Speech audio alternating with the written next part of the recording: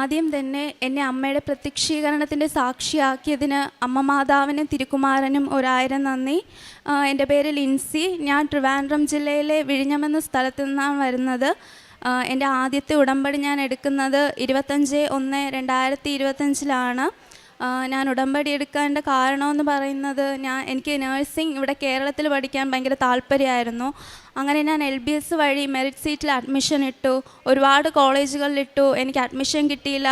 അങ്ങനെ last spot അലോട്ട്മെൻറ്റിൽ ഞാൻ LBS സെൻറ്ററിൽ പോയി അവിടെ ഉപ്പിട്ട് വിശ്വാസ പ്രമാണം പറഞ്ഞ് പ്രാർത്ഥിച്ചു. എന്നിട്ട് എനിക്ക് കിട്ടിയില്ല. അങ്ങനെ ഞാൻ ബാംഗ്ലൂരിൽ അഡ്മിഷൻ എടുക്കുകയാണ്. 50,000 രൂപ അടച്ച് ബാംഗ്ലൂരിൽ പോകാൻ തയ്യാറായിരിക്കുന്ന തലേ ദിവസം എനിക്ക് നല്ല വയറുവേദനയായി. എനിക്ക് പോകാൻ പറ്റിയില്ല. അങ്ങനെ എല്ലാം മാറി വന്ന് അടുത്ത ആഴ്ച പോകാനിരുന്നപ്പോൾ അമ്മയ്ക്ക് വയ്യാതായി. അങ്ങനെ ഒരുപാട് തടസ്സങ്ങളുണ്ടായി. അങ്ങനെ ഞാൻ വിചാരിച്ചു കൃപാസനത്തിൽ വന്ന് അച്ഛനെ കാണാമെന്ന്. അങ്ങനെ ഞങ്ങൾ കൃപാസനത്തിൽ വന്നു. ഞങ്ങൾക്ക് അച്ഛനെ കാണാൻ പറ്റിയില്ല. കാരണം അന്ന് അച്ഛൻ ആരെയും നോക്കുന്നില്ലായിരുന്നു. അങ്ങനെ അടുത്ത നവംബർ 9 എൻ്റെ പിറന്നാൾ ദിവസം ഞാൻ ഇവിടെ കൃപാസനത്തിൽ വരികയാണ്. എനിക്കന്ന് 18 വയസ്സ് കഴിഞ്ഞിരുന്നു. അപ്പോൾ അവർ പറഞ്ഞു ഉടമ്പടി എടുത്താൽ മാത്രമേ അച്ഛനെ കാണാൻ സാധിക്കുകയുള്ളൂ, അതുകൊണ്ട് പറ്റത്തില്ല. അങ്ങനെ ഞാൻ ഇവിടെ കൃപാസനത്തിൽ നിന്ന് കരഞ്ഞിട്ടാണ് പോകുന്നത്. ഞാൻ അന്ന് അമ്മയടുത്തൊരു കാര്യം പറഞ്ഞിട്ട് പോയി. അമ്മ ഞാൻ വീട്ടിലെത്തുന്നതിന് മുമ്പ് അമ്മ എനിക്കിതൊന്ന് ഒരു സൊല്യൂഷൻ കാണിച്ചു തരണമെന്ന്. അങ്ങനെ ഞാൻ വീട്ടിലെത്തുന്നതിന് രാത്രി ആകുന്നതിന് മുമ്പ് തന്നെ ഞങ്ങൾക്ക് ജർമ്മൻ പഠിക്കാമെന്നൊരു ഇത് തോന്നി. അങ്ങനെ എൻ്റെ ഫ്രണ്ട് ജർമ്മൻ പഠിക്കുന്നുണ്ട്. അപ്പോൾ ഞാൻ ഇങ്ങനെ കോണ്ടാക്റ്റ് ചെയ്തു. അവിടുത്തെ ഇൻസ്റ്റിറ്റ്യൂഷൻ്റെ നമ്പറെല്ലാം ചോദിച്ചു. അങ്ങനെ ഇൻസ്റ്റിറ്റ്യൂഷനിൽ വിളിച്ച് ചോദിച്ചപ്പോൾ അവർ പറഞ്ഞു 2 ആഴ്ച കഴിഞ്ഞു ക്ലാസ് തുടങ്ങിയിട്ട്, പിന്നെയും ക്ലാസ്സിൽ കയറാൻ പറ്റത്തില്ലെന്ന്. എന്നാൽ അവർ പറഞ്ഞു ഞങ്ങൾ നോക്കാമെന്ന് പറഞ്ഞ് 2ാമത്തെ ദിവസം അവർ വിളിച്ചു, നിനക്ക് വരാം, അഡ്മിഷൻ എടുക്കാമെന്ന്. അങ്ങനെ ഞാൻ ജർമ്മൻ പഠിക്കാൻ ആരംഭിച്ചു. A1 A2 B1 എല്ലാം പാസ്സായി. അങ്ങനെ അവസാനത്തെ നിമിഷം B2 എക്സാം ഞാൻ എഴുതാൻ തുടങ്ങി. ആ ടൈമിൽ ഞാനിവിടെ ഉടമ്പടി എടുത്തിട്ടുണ്ടായിരുന്നു. പക്ഷേ ഞാൻ ഉടമ്പടി നന്നായിട്ട് ഉഴപ്പി. എനിക്ക് രാവിലെ 5:30 പ്രത്യക്ഷീകരണ പ്രാർത്ഥന ഞാൻ ലേറ്റായിട്ട് പറഞ്ഞു. ബൈബിളൊക്കെ നേരെ വായിക്കാറായി. അങ്ങനെ ഞാൻ B2 എക്സാം അറ്റൻഡ് ചെയ്തു. എനിക്കന്ന് പക്ഷേ കോൺഫിഡൻസ് ഉണ്ടായിരുന്നു എനിക്ക് B2 കിട്ടും. കാരണം എനിക്ക് B1 കിട്ടിയിരുന്നു ഇൻ്റർനാഷണൽ എക്സാം. പക്ഷേ എനിക്കന്ന് B2 കിട്ടിയില്ല. അങ്ങനെ എനിക്ക് ഒരുപാട് സങ്കടമായി. അപ്പോൾ ഞാൻ അമ്മയടുത്ത് പറഞ്ഞു, അത് അമ്മ മാതാവിൻ്റെ പ്രാർത്ഥന കേട്ടില്ല, എനിക്കിതൊന്നും തന്നില്ലെന്ന്. അങ്ങനെ ഞാൻ ഒരുപാട് കരഞ്ഞു. അങ്ങനെ അടുത്ത ദിവസം തൊട്ട് ഞാൻ എൻ്റെ ഉടമ്പടിയെല്ലാം കൃത്യമായിട്ട് കൊണ്ടുപോകാൻ തുടങ്ങി. വചനങ്ങൾ എഴുതാൻ തുടങ്ങി, കൊന്ത ചൊല്ലാൻ തുടങ്ങി, എല്ലാം കൃത്യമായിട്ട് കൊണ്ടുപോയി. അങ്ങനെ ഞാൻ B2 അടുത്ത എക്സാമിന് ഫെബ്രുവരി ലാസ്റ്റ് വീക്കാണ് ഞാൻ എടുത്തത്. പക്ഷേ ഞാൻ എടുത്ത ദിവസം എന്ന് പറയുന്നത് സൺഡേ ആണ്. അപ്പോൾ ഞാൻ അമ്മയടുത്ത് പറഞ്ഞു, അമ്മ എനിക്ക് സൺഡേ എക്സാം എഴുതണ്ട, എനിക്കൊന്ന് പള്ളിയിൽ പോകണം, എനിക്ക് വേറൊരു ദിവസം അമ്മ ഒരുക്കി തരണേ എന്ന്. അങ്ങനെ എൻ്റെ എക്സാം മാറി. മാർച്ച് ഫസ്റ്റ് വീക്ക് അമ്മ എനിക്ക് ഒരുക്കി തന്നു. അങ്ങനെ ഞാൻ എക്സാമിന് പോകുന്നതിന് മുമ്പ് ഇവിടെ കൃപാസനത്ത് വന്ന് അച്ഛനെ കണ്ടു. എനിക്ക് അച്ഛനെ കാണാൻ പറ്റി. അച്ഛൻ പ്രാർത്ഥിച്ച് എനിക്ക് കാശ് രൂപം തന്നു. അതുപോലെ തന്നെ എന്നെ കണ്ട് ചിരിക്കുകയും ചെയ്തു. അപ്പോൾ എനിക്കൊരു കോൺഫിഡൻസായി. എനിക്ക് എക്സാം കിട്ടുമെന്നൊരു കോൺഫിഡൻസായി. അങ്ങനെ ഞാൻ എക്സാമിന് മാർച്ച് ഫസ്റ്റ് പോവുകയാണ്. എൻ്റെ ചുറ്റുമുള്ള പിള്ളേരെല്ലാം പഠിക്കുക. പക്ഷേ എനിക്ക് എന്ത് ചെയ്യണമെന്ന് അറിയത്തില്ല. എൻ്റെ കയ്യിൽ ആ സമയം എൻ്റെ കൊന്തമുണ്ട്. ഞാൻ കൊന്ത ചൊല്ലിക്കൊണ്ടിരിക്കുകയാണ്. എൻ്റെ ചുറ്റുമുള്ള പിള്ളേരെല്ലാം പഠിക്കുക. അങ്ങനെ എക്സാം ഹാളിൽ കയറിയിട്ട് ഞാൻ ഈ കാശ് രൂപത്തിൽ മുറുകെ പിടിച്ചു, അമ്മേ ഞാൻ പഠിച്ച ക്വസ്റ്റ്യൻസ് തന്നെ എനിക്ക് അമ്മ തരണമെന്നും.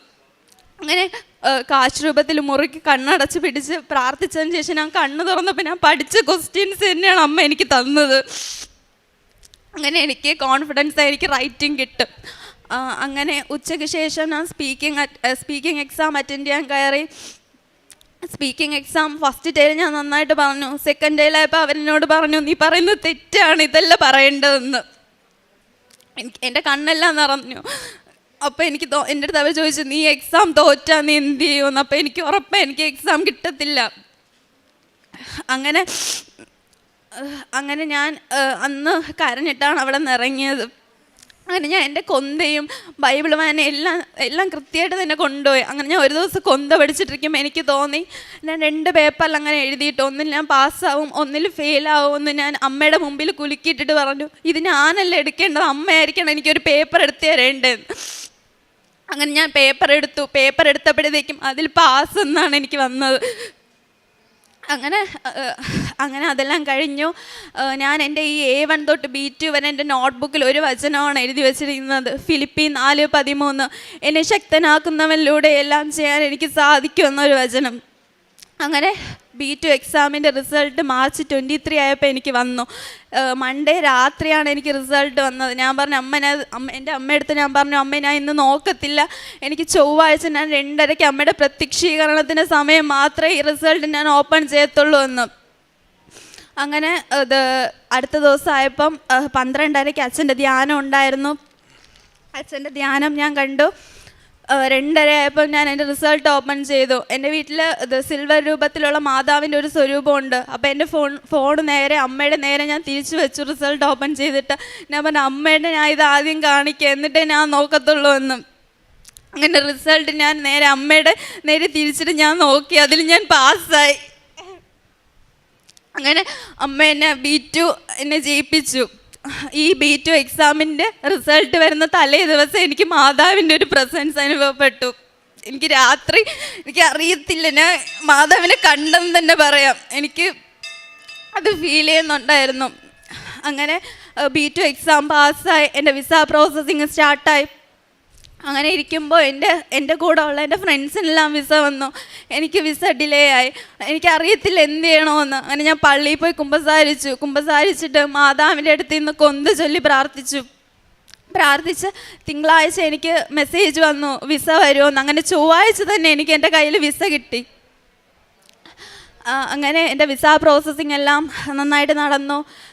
പിന്നെ എൻ്റെ അടുത്ത നിയോഗം എന്ന് പറയുന്നത്, എനിക്ക് 3 മാസത്തിൽ എനിക്ക് വയറുവേദന വരുമായിരുന്നു.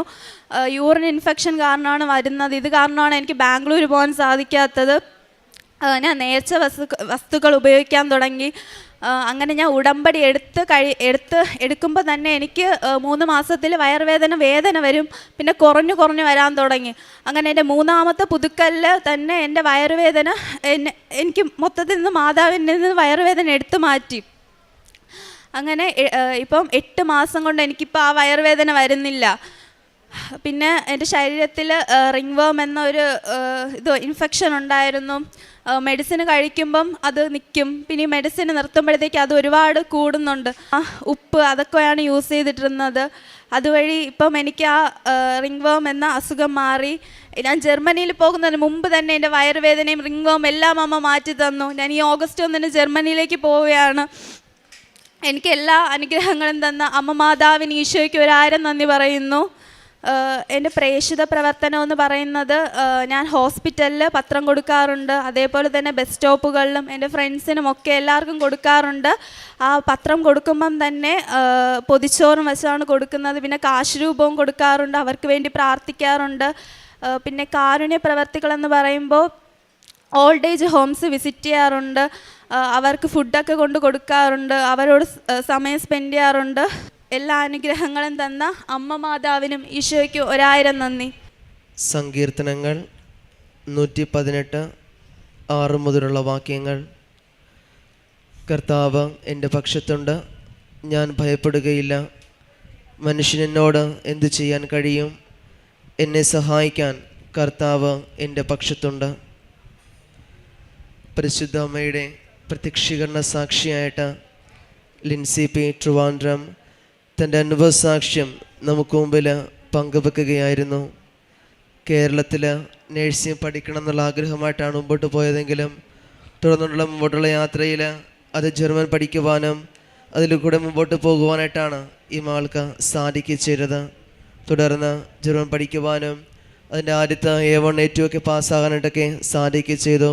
അതോടൊപ്പം തന്നെയാണെങ്കിൽ ഉടമ്പടി എടുത്തതിന് ശേഷമാണെങ്കിലും ഉടമ്പടിയിൽ പലവിധത്തിലുള്ള വീഴ്ചകൾ വന്നു പോയിട്ടുണ്ടെങ്കിലും തനിക്കത് ഉടമ്പടി അത് പുതിയ രീതിയിലേക്ക് തൻ്റെതായ രീതിയിലേക്ക് അത് പുതുക്കണമെന്നുള്ള ചിന്തകളും തുടർന്ന് ഉടമ്പടിയിൽ ജീവിക്കണമെന്നുള്ള ബോധ്യങ്ങൾ മുമ്പോട്ട് കൊണ്ടുപോവുകയും ചെയ്തു.